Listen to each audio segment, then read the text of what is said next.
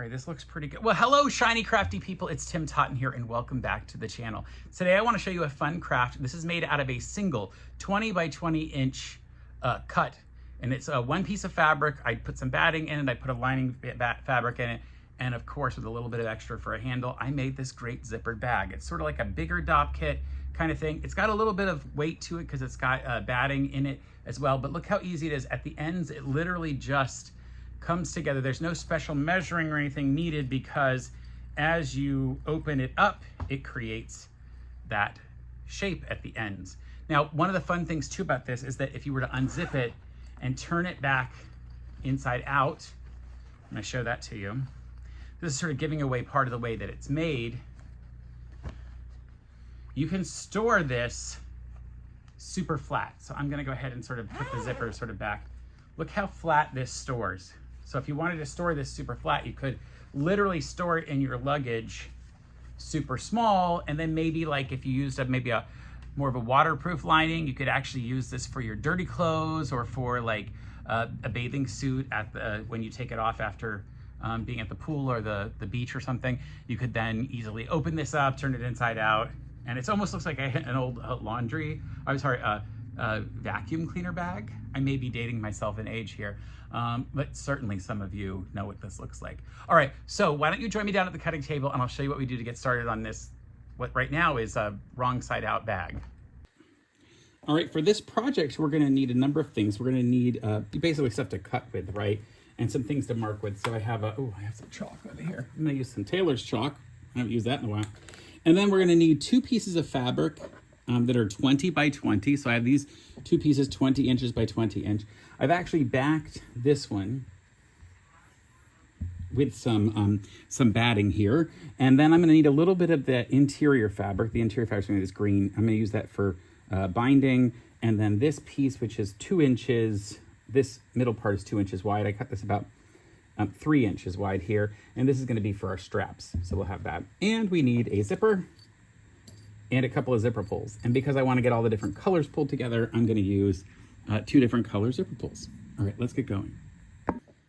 So because this is 20 by 20, you'll see it's the same on each side.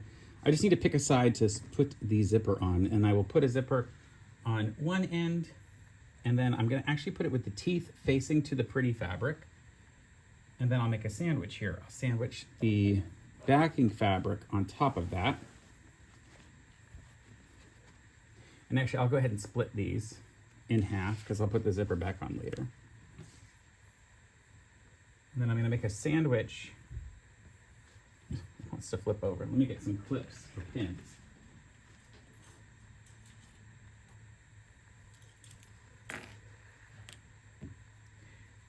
And I just cut this zipper a little longer than the material. So you'll see I went ahead and made that sandwich and clipped it. And I'm gonna stitch along there, and I'm gonna do the same thing on this side. So I'm gonna get that done at the machine, and then I'll come back here. But I will take the machine and let you see what it looks like. So I'm actually using a black thread simply because that's what's in my machine already, and it's really not gonna matter to be see-through. Later, I will use a different thread when I quilt this together if I choose to do that. Now I'm just running right next to the zipper foot as I do it because the zipper teeth are right there. Not that I'm using my foot right up against the teeth. If you needed to, and there's a thinner zipper, you could certainly use a special zipper foot, but I don't think it's necessary. And I'm just gonna make sure as I do it that all of those materials just get lined up along the edge.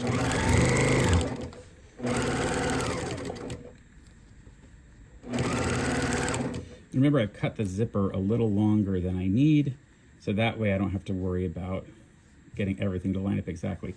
I do want the top, this lining fabric, the green here, and the fabric with the batting that I made, my outer fabric, to line up, which it does right down here. All right, I'm gonna do the same thing on the other edge, so I'll turn it around and just flip that back. And remember, I'm gonna put my zipper teeth facing away from the edge with the pretty side of the zipper teeth down, okay? And actually, you can do this, is actually kind of a fun trick. I'm just gonna go in and give it a little tack to tack it in there. And then I'll bring the other one on top to line it up. Now you could put all the pins back on. I'm not really worried about putting the pins back on, or sorry, the clips. And I'm not worried about it because I feel pretty confident. I sew this kind of stuff a lot, but you should probably clip if you think you need it. I'm also not worried about any of these materials necessarily stretching out. I'm making the sandwich right here, and I'm watching it carefully. I'll open it back up just to make sure that everything's still lining up where it needs to go.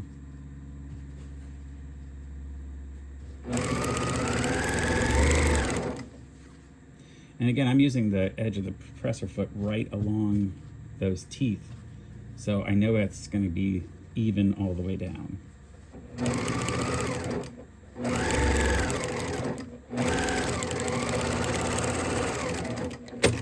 All right, those are done. And my next step is going to be to turn this inside out and make some decisions. All right, the kind of decision I need to make right now is when I turn this inside out, do I want to quilt the top? Do I want to quilt the edge to give it a little more stability and make it flatter? The first thing I'm going to do is go ahead and flatten all of this along the edge, and I will stitch down each edge sort of on the ditch just to get it done. And I may even go to the iron and press this so that it's nice and pressed. But the first thing I do will be stitching that. And I do have to decide if I'm going to change my thread to something that matches this, or if I'm going to stick with the black that I have. I think black stitched on top of here, if I was going to quilt it, would look perfectly fine, and I think it'd probably be okay on the inside. So I'll probably go ahead, if I do stitch it, I will do that. I am going to zip both sides of this real quick with the sewing machine, and I'll be right back.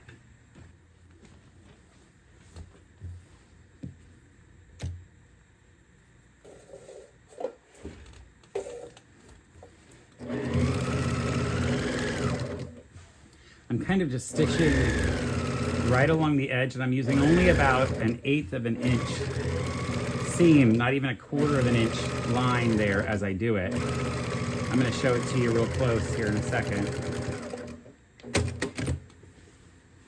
You'll see that I'm using that right close to the edge, and how well it does in the back because I ironed it.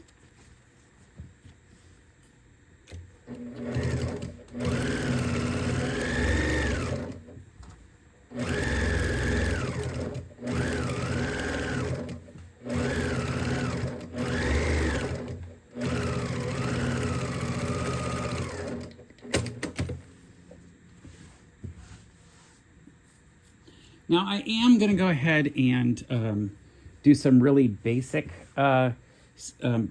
quilting on this, quilt atop of it, just to get the two layers to go together. I won't do a lot of quilting. In fact, I'm probably just going to do every maybe 2 inches of this, but I am going to start at the center because I want it to be even.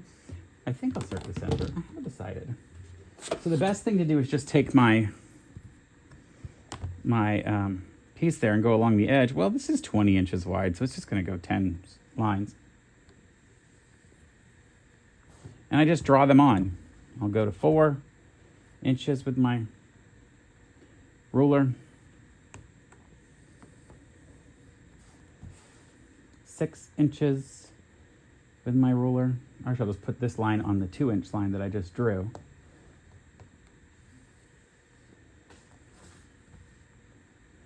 And just keep going across.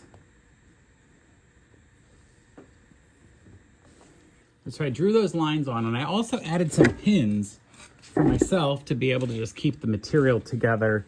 You could use some basting spray on the inside if you wanted, but it's not really that necessary that way.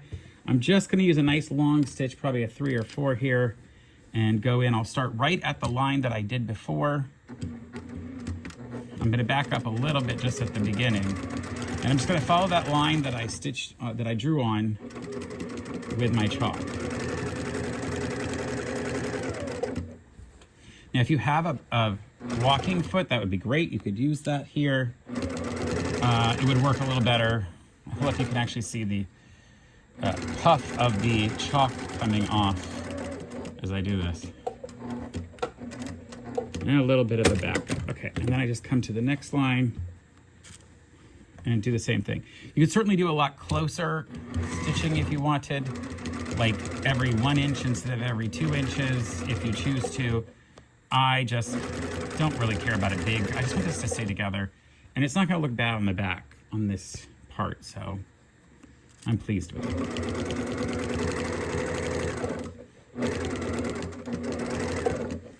I just sew it over a pin when I'm not supposed to. Don't tell anyone.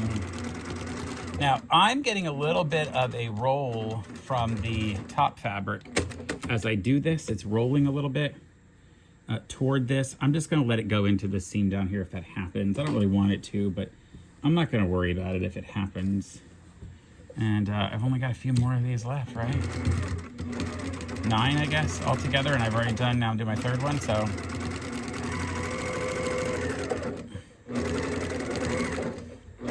Again, a walking foot would do a better job of keeping all these materials from stretching, but I'm gonna stretch this out a little bit as I get it toward the end.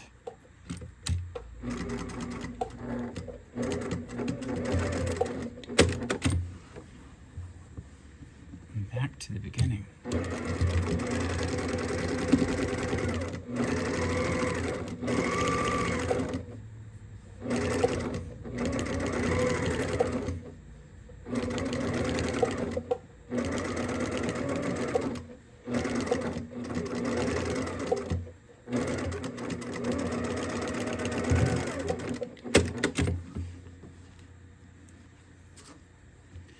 I'm just going to keep going. Now this line I didn't put any pins in it, which is weird because I would normally. So I'm just going to be real careful with this. We'll see what happens with this one.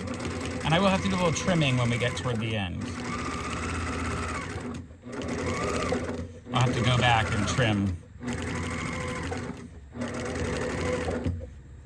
This one's definitely going to need to get sort of stretched to get this to fit in.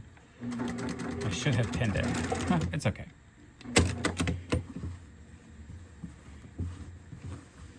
You could also, if you wanted to, because the middle of this bag will be the bottom. In other words, the middle in here. So I could actually stop it here, spin it around, and go from the other end. It's gonna be twice as many threads to trim, but it would work.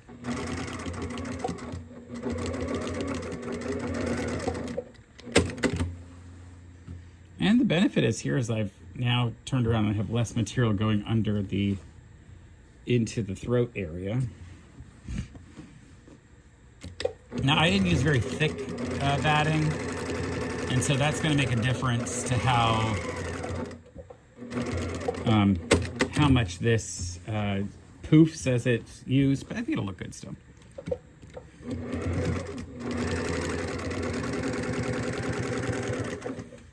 And again, it's not required that you quilt this. You could just let the fabrics by themselves. It doesn't have to be quilted. And that one got really funky, but hey, that's what it is. It's gonna be the bottom, like I said. This is the first time I've ever made this particular version. I will say, I mean, I've seen it done in a similar way. I can't put my own measurements though, because I really didn't like the size bag they made. And I also, you know, I like to create my own thing. I saw inspiration, but I don't like to just copy someone else's video. And that's the case. I would just tell you what video to watch elsewhere. No reason for me to make a whole new video. All right, this last one. Now, if you didn't need to, if you weren't worried about a handle or a strap or anything, you really are almost done. There's almost no more work to do, really.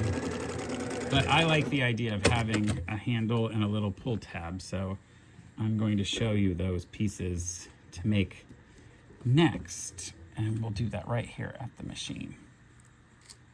So we'll put our quilted fabric, now it's all quilted, we'll put all that fabric aside. We've got this piece that I did, And I said that this is a 2-inch wide strip of the batting, and then I left a 1/2 inch on either side because we're gonna fold this in half and then stitch it. So I'm gonna fold it and stitch right next to that batting, and that'll be our size. And then we'll turn this whole thing inside out.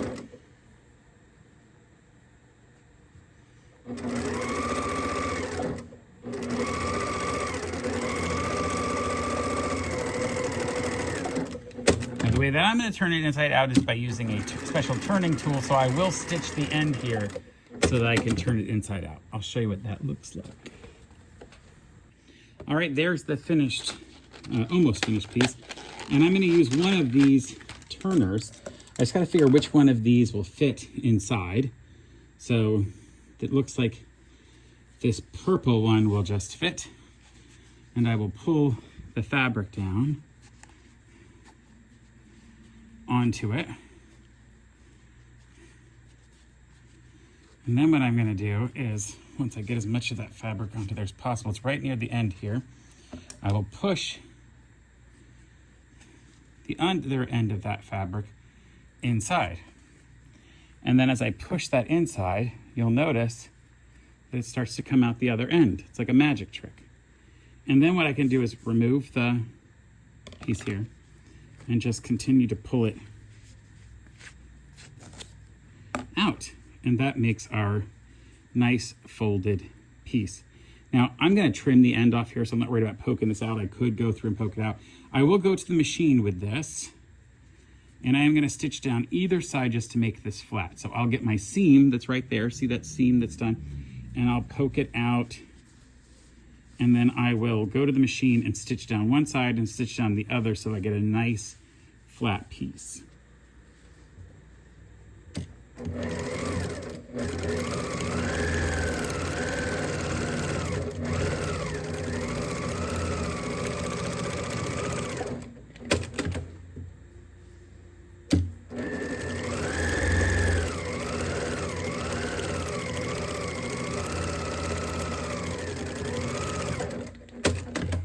I've done that, and then I can just trim this end off where all that fabric went inside.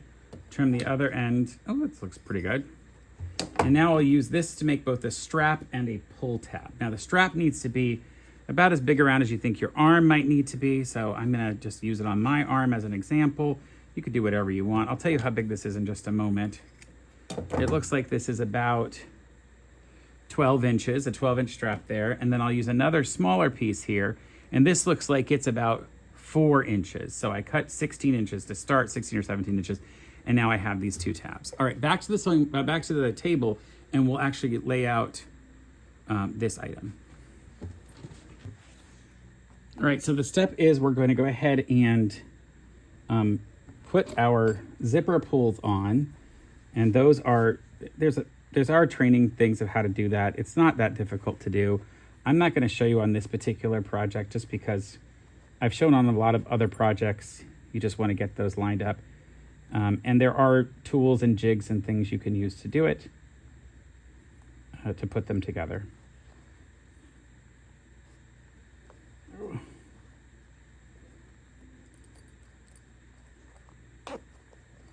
So you just want to make sure they're lined up pretty much straight. So I got that one on. I'll do the one on the other side next, and then I'll show you the next step.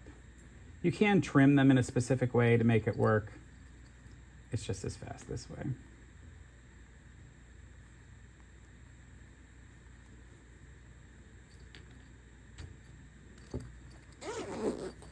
They're lined up well. All right, our next step is going to be to figure out where the center of this is on both sides. Lay it nice and flat, and we need a center. All right, so what we're gonna do is measure here a center and put a little mark. So I measure that whole thing is right at 10 inches, so I'll put a mark at 5. And I'll do the same thing on the other end. And I'm gonna go to the sewing machine and just stitch a tiny little bit right there. So you see what happens. I literally just tacked it on those two ends. That's all I had to do. What it allows you to do now is to flatten this out, where you flatten to the center. See here, I'm going to flatten this to the center, literally like that. And then I'm going to flatten the top out as well. I'm just creating that shape here on the end. You can use the center of your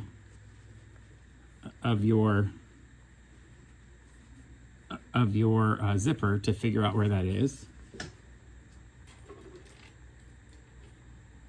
And I'm going to use some clips to hold it together. So I'll do that first one to the center and clip it, if I can get my clip. The one next to it, I'll do the same thing.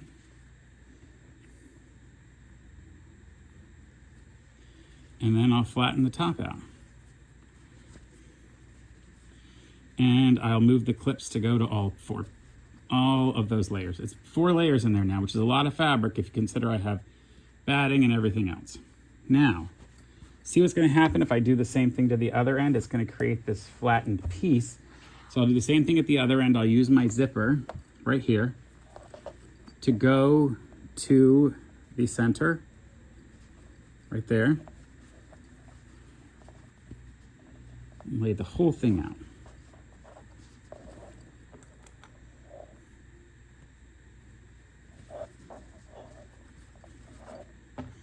All right, what you have to do now is, this is where we're gonna put, we're gonna trim a little bit of the zipper off here on both ends to get that just nice and flat. Okay, this is where I take my handle and I fold it in half, and then I'm gonna tuck it inside. So I'm literally gonna push it inside against the zipper. Next, it'll touch the zipper.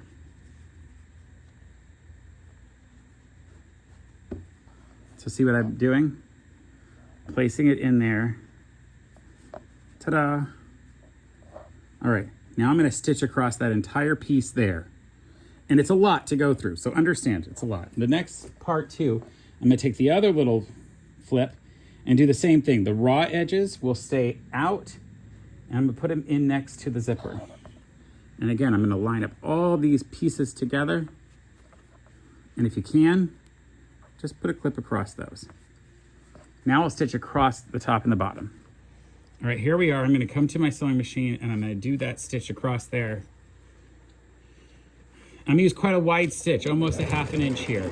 I want to go ahead and make sure I capture everything in this seam as possible. And I'm going to go really slow over the zipper and the other parts.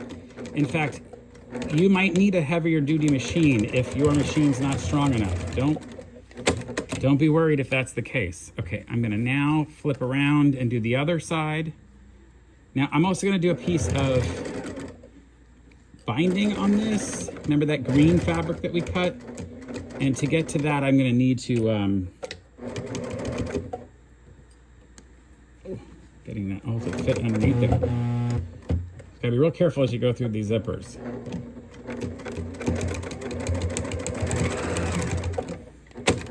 And what I'm gonna find out here too is that I left a little too much of that piece out, so I'm just gonna trim everything to the same height. That was the handle. The next part is I'm gonna take a piece of this binding material here, and I'm gonna place it in this direction, and I'm gonna fold the top back, okay? So I folded it underneath. And actually, let me just cut this whole thing in half. It'll make it a lot easier because I'm gonna need one for one side and one for the other. This is a 2-inch wide piece of binding. And it's at least the 5 inches wide here. So I will place it over the top and come along and stitch again at least that ½ inch mark that I did. And I'm gonna be real careful as I do it. And then I'm gonna fold the other edge. I'll trim it a little bit. It doesn't need to be quite this long. It only needs to give a ½ inch to an inch more. And I'll fold it around the other end too. So I'm gonna fold it around this end. Make sure it all gets trapped in there. Going very slowly through all these layers because there's a lot of layers. Now, when I've done that, when I peel it back, it has already folded this edge in nice and pretty along here, and it's ready for me to fold everything over. I'll trim one or two other things in here. All right, now our step for this is to fold it to this point and fold back over the top and stitch it down again. And that'll get everything in there. Now this is a lot of stitching. I mean, I get it, it's a lot of stitching. And you might wanna go a little more than 2 inches on this. I did maybe 2.5 would be better, 2.25. You just wanna get this entire fold. I'm trying to stitch it right back on the line that I stitched in already. Again. I'm gonna tuck this in a little bit more so when I fold it over, it catches everything. Nicely done. Yeah. Well, and I just broke the needle going through. Let me change my needle out and I'll show you what's next. All right, I fixed my issue and I'm back for this. So I'm gonna come back and go ahead and trim this off the right way. So I'll do the other one. Be a little bit, hopefully a little bit easier as I go across the zipper.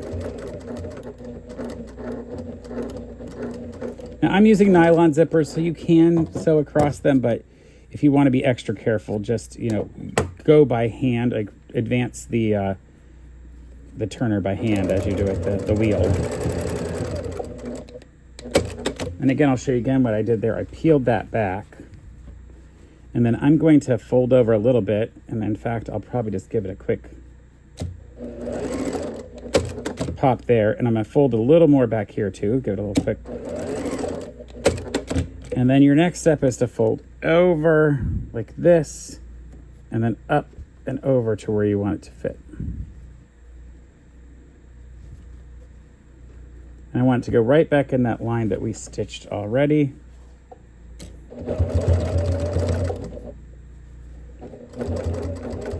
And again, as I get toward the middle where I feel all the big poop, I'm going to go real slow.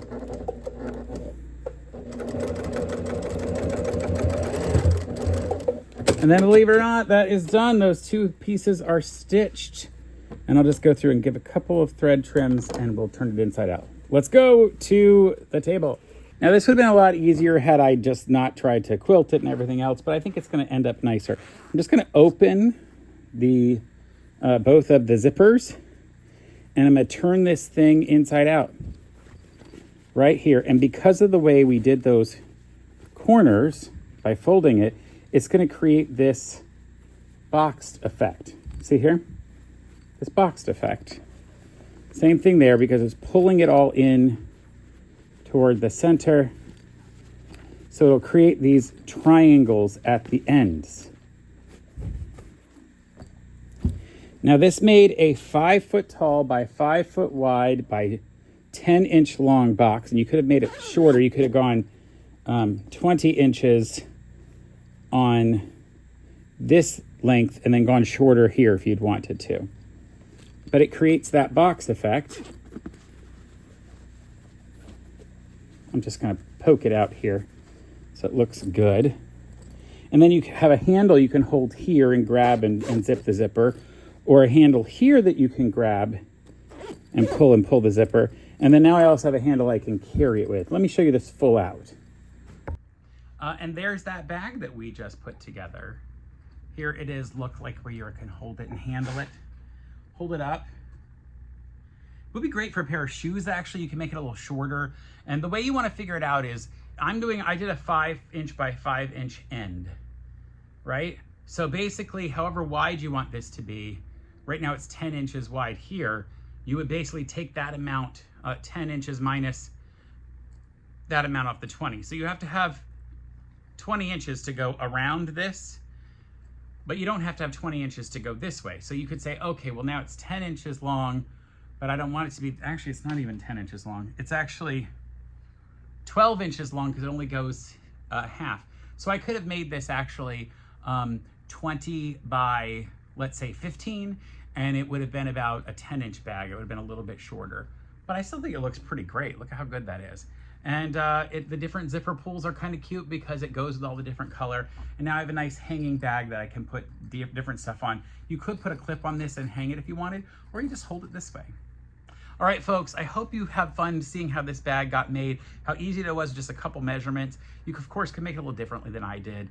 Maybe don't do the quilting in it, and don't use the batting even, just make it a thin bag. But either way, until next time, folks, stay crafty.